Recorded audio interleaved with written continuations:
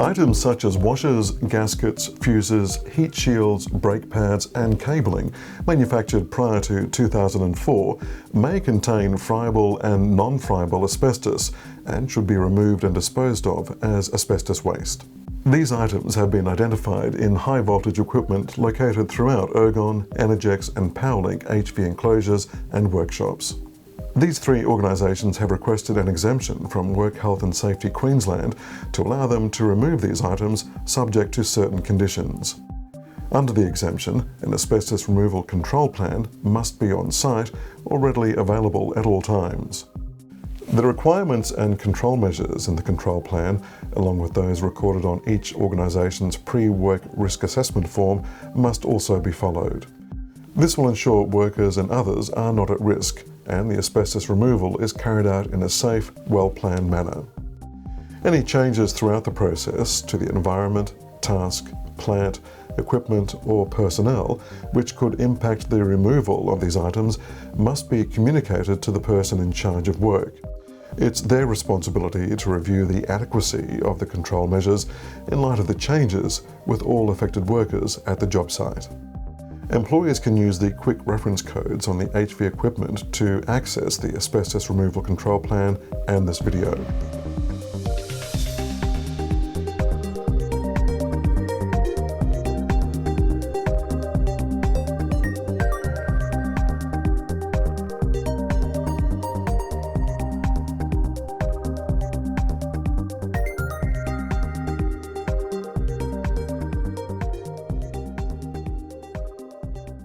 This information can also be found on the asbestos management site, as well as those sites listed on the screen.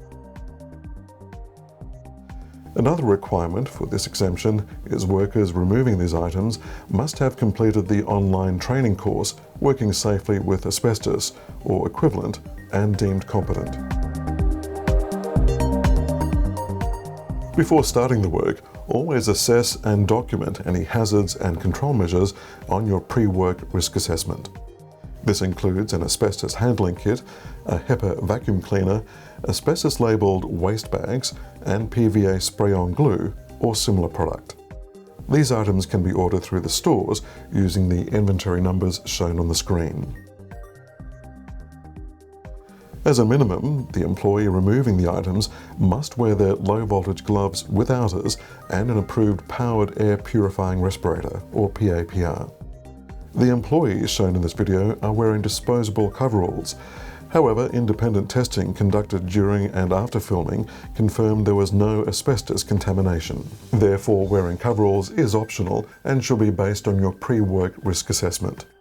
When considering whether or not to wear them, please note that coveralls are not flame retardant and, depending on your job site, may introduce other hazards such as heat stress and fatigue. To use a PAPR, you must have completed the Working Safely with Asbestos training course. There is also a video on the use and maintenance of a PAPR. If you haven't seen it, make sure you take a look before starting work so you can understand the requirements for its use. And remember, while a single pump can be used by multiple users, hoods are issued to individuals and should never be shared. This is to prevent any potential hygiene hazards.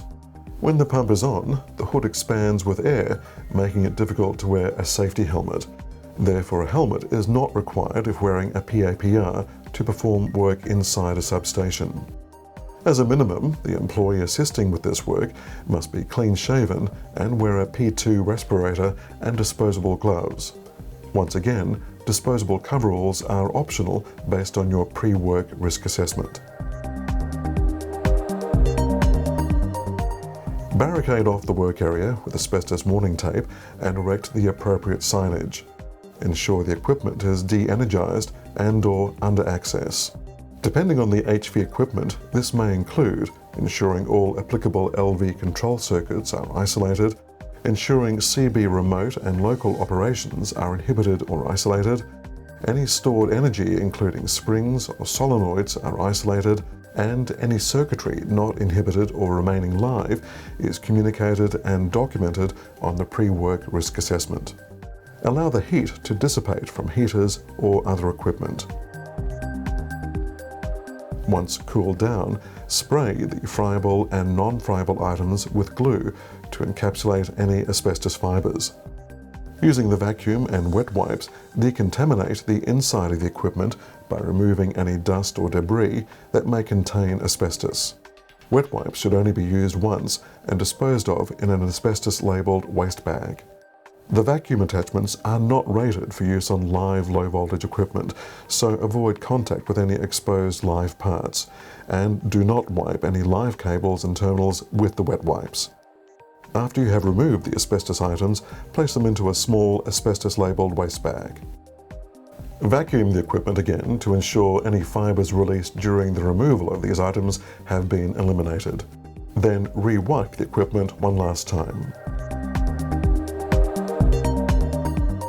Wipe down all tools and equipment used, including the vacuum cleaner and attachments. Then wipe down your glove outers.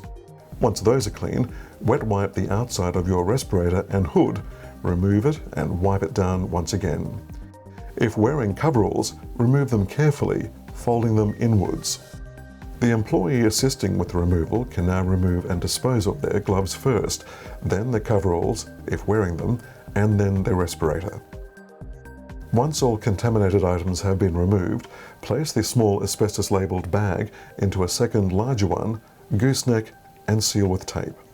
Put all bagged waste in a safe place in your vehicle where it can't be damaged or punctured.